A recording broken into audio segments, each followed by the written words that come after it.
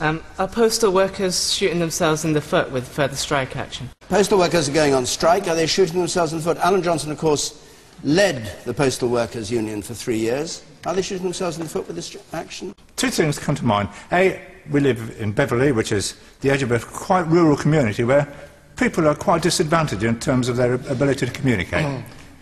The other thing that goes through my mind, I've recently finished working in Birmingham, been there for 6 years. During that 6 years, post offices closed all around me, so to the point where I was working was a 25-minute walk into the middle of town to the nearest post office. And carrying a heavy object, that's not funny. Nigel Farage. Yeah, I agree with the gentleman who made the point about the social service. I mean, the universal postal service, the fact that post offices matter in communities, I rather agree with that. I think it's a very important part of this country.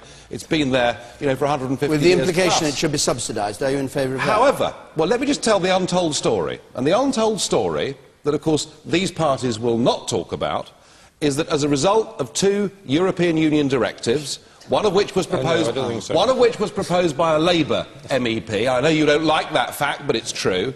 The Royal Mail lost its ability to have a monopoly on the profitable part of its business. Because of that, we've seen great decline. Because of that, we've seen thousands of post offices closing all over the country. So I feel sorry for people working in the post office because of what's been done to them.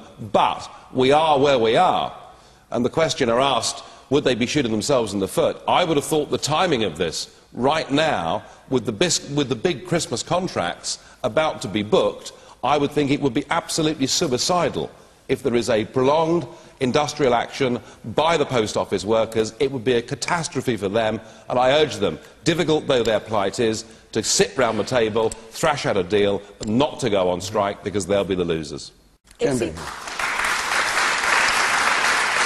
it really necessary to imprison someone for letting a 3-year-old smoke when our prisons are already close to full capacity? 18 months does seem a long time. Is it the first stage in imprisoning parents of smoking in front of their children?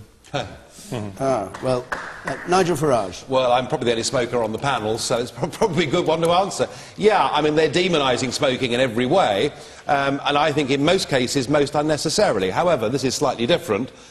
Putting a lighted cigarette in the hand of a 3-year-old clearly is a bad and stupid thing to do. No doubt it was to make a film to show off to his mates or something like that. I don't know.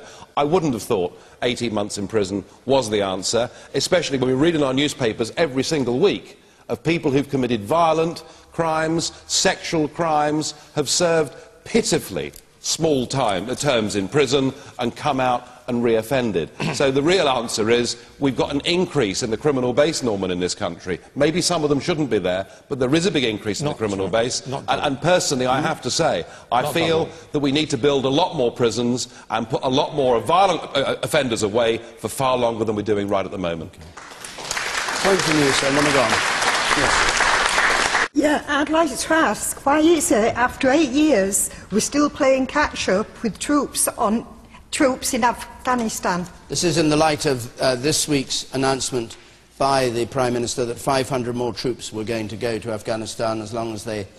Well, there were various caveats. If you're the Prime Minister and you're sending 500 more people out to Afghanistan, to say the condition is if we've got the right equipment, it does suggest that there's a possibility of sending without the right equipment, or they've previously been sent without the right equipment. Because he wants it's a fatuous thing to say. No, because you need to assure the British public that if we're sending another 500 out there, we send them out there with the equipment they need. OK, man in the second row at the back there. No, in the second row at the back. Yes, you, sir. I thought history would have taught us something. We already got 9,000 troops in Afghanistan, another 500. The Russians had 250,000. And after 10 years, 10,000 were dead and 30,000 were injured, and they still...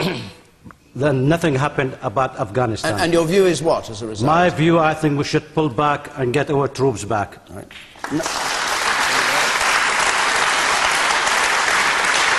Nigel Farage. Isn't it amazing that the government announces there are 500 more troops to go to Afghanistan at the very same day that they announce that they're going to slash the training that we give Britain's brilliant and great value for money territorial army? I just can't believe it. I mean, we couldn't, Alan, we couldn't have fought the Iraq war without the territorial army, thousands of whom took part in it. But that sums up this government. You ask for more and more and more of our servicemen, whilst you give them less and less and less. And when I listen to General McChrystal saying we need 40,000 more, provided we have more people we can do it. It all, to me, begins to have shades of Vietnam, frankly, where the argument there was if we bombed more heavily, or say we, the Americans, if we bombed more heavily and put more people in, we'd win. In the end, we didn't. If you're killing the Taliban in Afghanistan, well, that's fine, but there are training camps over the border in Pakistan. I think we're involved in something, and I agree with the gentleman, history shows the Russians, the British have all failed dismally in Afghanistan, and I think we need to go to the Americans. Gordon Brown needs to go to the Americans and say, look, this isn't working. Let's have a short, sharp timetable for withdrawal. We've got to fight the war much more effectively, and I completely agree with everyone who says let's equip the troops properly and let's not send troops ill-equipped, because that's just monstrous to do that kind of thing to brave people. But there is a purpose behind this war, and I hope people in this country can remember that. I mean, OK, I understand the argument, but would you then advocate we fight them in Pakistan or fight them wherever else they are in the world? I mean, are we engaged in a war against Islam here? Is that what we're talking about? What is this? What is this? Joan Bakewell. I think this is a war that cannot be won. Yes, exactly. I think it cannot be won.